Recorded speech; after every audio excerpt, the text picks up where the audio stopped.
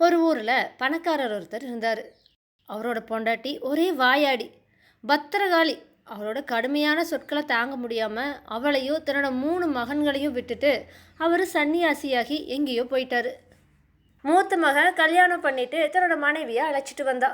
ஆனால் மாமியார் படுத்தின பாட்டிலையோ அவ சொன்ன கடுமையான வார்த்தைகளிலோ ஆத்திரம் கொண்டு அவள் தன்னோட கணவனை அழைச்சிட்டு தன்னோட பிறந்த வீட்டுக்கே போய் அங்கே நிம்மதியாக வாழ்ந்தா. இதுக்கப்புறமா 2வது மகனும் கல்யாணம் கட்டிட்டு தன்னோட மனைவியை அழைச்சிட்டு வந்தா. மாமியார் அந்த மருமகளையும் தொல்லப்படுத்தினான். அவள் மாமியாரோட கொடுமைகளை தாங்க மாட்டாமல் தற்கொலை செஞ்சுட்டு செத்தே போனான். 2வது மக தன்னோட மனைவி போன ஏக்கத்தில் உடம்பு மெலிஞ்சு போய் படுத்த படுக்கையாகி கடைசியில் அவனும் செத்து போயிட்டான். இப்படி நடந்த எல்லாத்தையும் 3வது மகன் பார்த்துட்டே இருந்தான். தன்னோட தாய்க்கு நல்ல பாடத்தை புகட்டணும், அவளை திருத்தி நல்ல வழிக்கு கொண்டு வரணும் அப்படின்னு அவன் தீர்மானிச்சிட்டா. அதுக்குன்னு அவன் ஒரு திட்டத்தையும் போட்டான். அவன் என்ன பண்ணானா, நேராக அடுத்த ஊருக்கு போனான். அங்கே மரபொம்மைகள் செய்கிறவங்கிட்ட 5 அடி உசரத்துக்கு பெண் மரபொம்மை ஒன்று செஞ்சு தரும்படி கேட்டான்.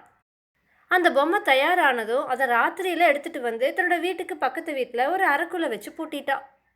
2 நாள் கழித்து அவன் அவங்க அம்மா கிட்ட போயிட்டு, அம்மா, நான் கல்யாணம் கட்டிட்டு என்னோட மனைவியையும் அழைச்சிட்டு இங்கே வந்துட்டேன்.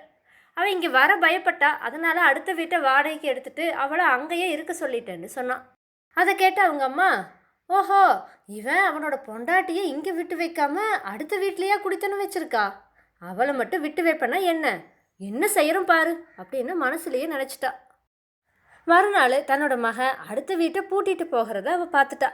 கொஞ்ச நேரத்துக்கு அப்புறமா அவள் ஒரு உலக்கையை எடுத்து அவளோட தலையில் நல்லா அடித்து அவளை காயப்படுத்திட்டா. அதுக்கப்புறமா, ஓ, இந்த அநியாயத்தை கேட்குறக்கு யாருமே இல்லையா, என்னோட மருமக என்னை அடித்து போட்டு அடுத்த வீட்டுக்குள்ளே ஓடிட்டாளே அப்படின்னு கத்துனான். அவளோட கூச்சலை கேட்டுட்டு அங்கே ஊருக்காரங்கெல்லாம் கூடிட்டாங்க. கொஞ்சம் பேர் அடுத்த வீட்டு கதவை உடைச்சிட்டு உள்ளே போய் பார்த்தா அங்கே 5 அடி உசரத்துக்கு மரபொம்மை தான் இருந்துச்சு. அதுக்குள்ளே 3வது மகனும் அங்கே வந்துட்டா.